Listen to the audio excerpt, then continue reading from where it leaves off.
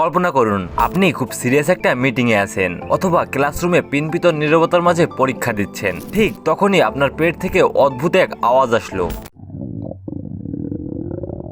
আশেপাশের সবাই আপনার দিকে তাকাচ্ছে আর আপনি লজ্জায় লাল হয়ে ভাবছেন, ইস, পেটটা এখনই ডাকার সময় হলো। আমরা সবাই ভাবি এই আওয়াজ মানেই হলো আমাদের খুব খিদে পেয়েছে, কিন্তু সত্যিটা জানলে আপনি অবাক হয়ে যাবেন। আপনার পেট আসলে 24 ঘন্টা সারা দিন রাত এই আওয়াজ করে। কিন্তু কেন আমরা সেটা সবসময় শুনতে পাই না?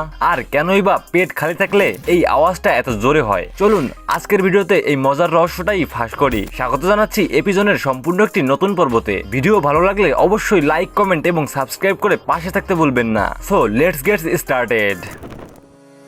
দেখুন, আমাদের শরীর কিন্তু কোনো জাদুকর বাক্স নয় যে খাবার ভিতরে গেল আর অমনি গায়েব হয়ে গেল। আমাদের পেটের ভিতর খাবার এক জায়গা থেকে অন্য জায়গায় যাওয়ার জন্য এক বিশেষ পদ্ধতি কাজ করে। একে বলা হয় পেরিস্টালসিস। সহজভাবে বলতে গেলে আমাদের পাকস্থলী এবং অন্ত্র অনেকটা রবারের পাইপের মতো। আপনি যখন টুথপেস্টের টিউব থেকে পেস্ট বের করেন তখন কি করেন? পিছন থেকে চেপে ধরেন তো? হ্যাঁ, ঠিক এইভাবেই আমাদের অন্ত্রের মাংসপেশিগুলো সংকুচিত হয়ে খাবারকে সামনের দিকে ঠেলে দেয়। এই সংকোচন বা মুভমেন্ট কিন্তু এক মুহূর্তের জন্য থামে না। এখন প্রশ্ন আসতে পারে, এই নড়াচড়ার আওয়াজ কেন হবে? দেখুন, আমাদের পেটে কিন্তু শুধু খাবার থাকে না, সেখানে থাকে প্রচুর পাচক রস, তরল এবং বাতাস বা গ্যাস।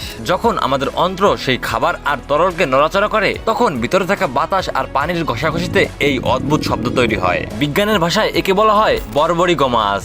শুনতে খুব কঠিন মনে হচ্ছে, তাই না? তাহলে একটা বোতল দিয়ে বুঝিয়ে বলি। একটা পানির বোতল যদি অর্ধেক পূর্ণ থাকে আর আপনি সেটাকে জোরে ঝাঁকান, তবে কেমন শব্দ হবে? ঠিক তেমনটাই ঘটে আমাদের পেটের ভিতরে। তাহলে প্রশ্ন হলো, পেট ভর্তি থাকলে আমরা শব্দ শুনতে পাই না কেন? ব্যাপারটা খুব সিম্পল। যখন পেট ভরা থাকে তখন খাবারগুলো সেই আওয়াজটাকে শুষে নেয়। অনেকটা বালিশের নিচে ফোন রেখে দিলে রিংটোনের আওয়াজ যেমন কমে যায়, ঠিক তেমন। কিন্তু যখন পেট খালি থাকে তখন সেখানে বাতাস আর সামান্য তরল ছাড়া কিছুই থাকে না। অন্ত্র যখন তার নিয়মিত কাজ হিসেবে পরিষ্কার পরিচ্ছন্নতা শুরু করে এবং সংকুচিত হয়, তখন ফাঁকা জায়গায় আওয়াজটা প্রতিধ্বনি হয়ে বহুগুণ বেড়ে যায়। আপনার পেট তখন অনেকটা লাউড স্পিকারের মতো কাজ করতে থাকে। সে আসলে আপনাকে সিগন্যাল দিচ্ছে যে ভিতরটা পরিষ্কার করে ফেলেছি, এবার নতুন কিছু খাবার খাও ভাই। So funny.